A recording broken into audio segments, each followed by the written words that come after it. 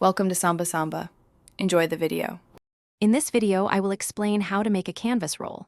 First, select a durable canvas fabric, ensuring it's appropriate for your intended use. Next, choose a sturdy dowel or rod that will serve as the core of your roll. Gather your essential sewing supplies, including a sewing machine or hand-sewing needles, thread, and sharp scissors. Finally, decide on a closure method, such as a simple tie or a secure strap.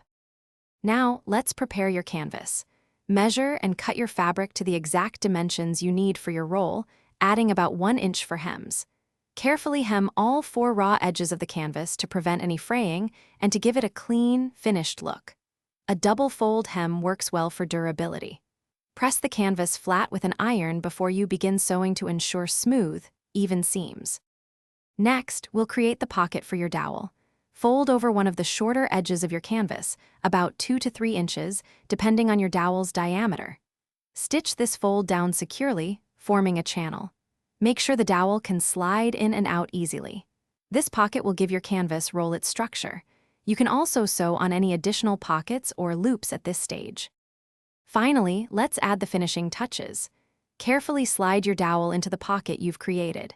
Now, attach your chosen closure mechanism. This could be a simple pair of fabric ties sewn to one edge or a more robust strap with a buckle. Ensure all stitching is secure and trim any loose threads for a clean, professional finish. Your custom canvas roll is now complete and ready for use. Thanks for watching. Consider subscribing if we helped you.